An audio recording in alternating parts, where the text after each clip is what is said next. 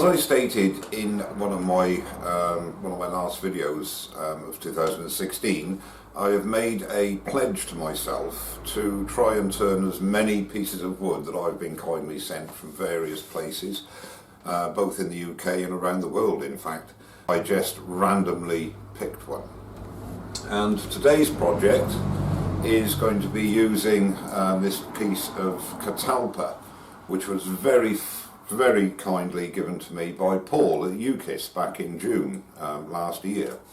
I've looked up on Google, as one would. I've never turned Catalpa before, and it is a relatively soft wood apparently, and is native to North America, the Caribbean and East Asia. However, it looks as if it's going to have some lovely figure in it. I'm thinking possibly a hollow form. What I'm going to do is take it to the bandsaw and just square up that edge, and then mount it between centres, turn away the bark and see what we have, and shape roughly a hollow form and then hollow out. And I'll be using Simon Hope's easy arm jig for that, and we'll just see what transpires. I'd like to give a shout out today as well to a guy called Dave Capasandon, and his channel comes under Turning Works. Dave's been uploading for a little while now, so I'll put a link to Dave's channel below, and go across, subscribe and support his channel. That's Dave Capasandon of Turning Works. Okay, without further ado, as I always say, we'll pop over to the bandsaw. We'll use my log squaring jig that I made about 5 years ago. It's very rough and ready, prototype, and as you know me, prototypes carry on being used until they don't work anymore. So I'll just square off the end of this log and we'll get to turning a hollow form in Catalpa.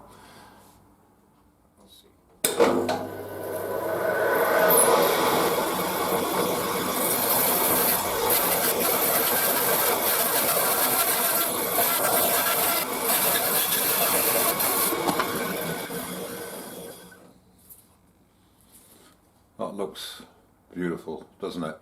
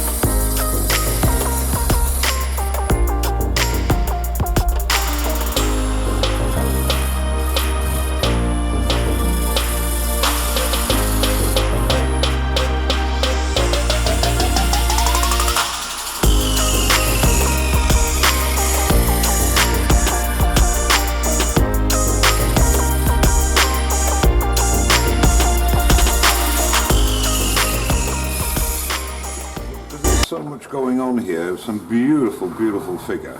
I'm tempted. It is still quite damp, although it's been cut down for 18 months, so there's going to be some movement anyway. But what I think I'm going to do is leave the shape like this. I quite like it. I might bring that in later on, I'm not sure, and obviously we'll round that. So what I'm going to do now is to use a Forstner bit to bore out in the middle, and then we'll start hollowing and take it from there. But I would like to try and keep some of this bark on, and I think it's going to look rather nice.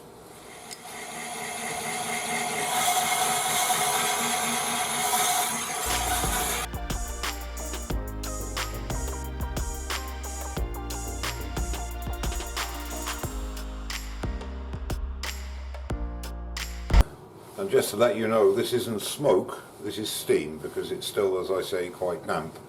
So every now and again pull it out, let it cool down and start again.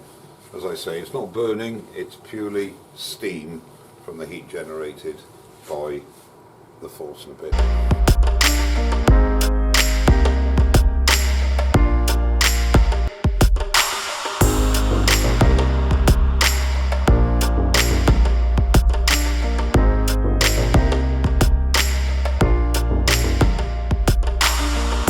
Okay, so we've got that board out now, down 7 inches. I wanted to try this, I'll just pan out a minute.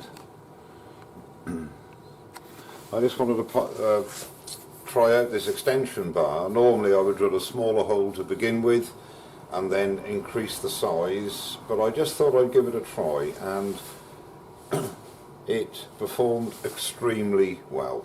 That's an extension bar. There are 3 grub screws here to hold the Forstner bit in, and it did a really good job. I'm very pleased. So what I've done here, because I've got to finish now and come back tomorrow, so what I've done is covered it with cling film to keep the moisture from escaping too quickly. I hear that Catalpa is really quite a stable wood, but I don't want to take any chances. So I've just wrapped him up, and hopefully he'll be ready to start tomorrow. So I'll see you then. Well, as if by magic, here's the following day. I've taken off the cling film and it hasn't moved hardly at all, which is great, so I can carry on. One important point to mention, if you leave a piece on the lathe overnight, always just retighten your chuck, because the wood is not totally dry. I mean, even if it was dry, I would still do it. Just tighten up the jaws again, because the fibres will compress with the pressure. And it's not a bad idea to check it periodically while you're turning as well, especially if the wood is very wet, which this isn't very wet. Okay, we'll carry on.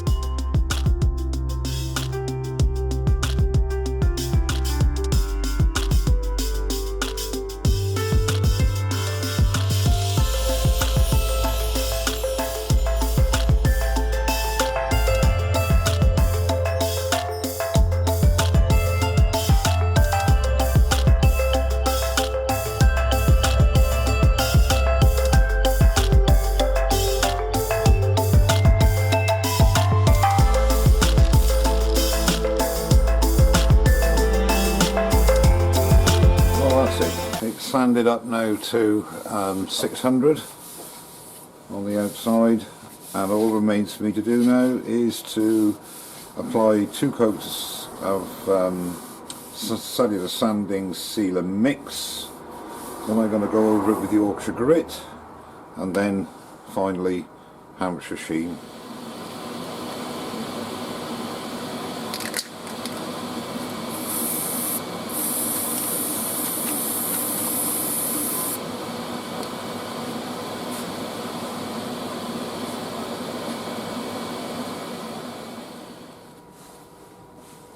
So I'm just going to pop off the excess of Yorkshire grit.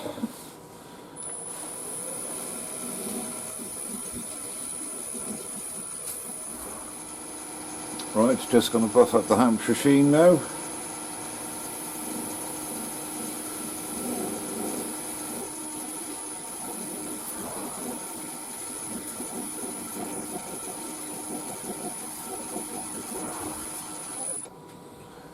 And I think that's come up rather well.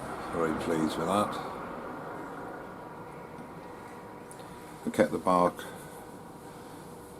figure on as well to give it a bit more character, and I'm very pleased with it. Lovely wood to work, and thanks again, Paul. I really appreciate you sending me this, giving me this piece of Catalpa. Wonderful. Okay, I'll part it off and I'll see you in a minute.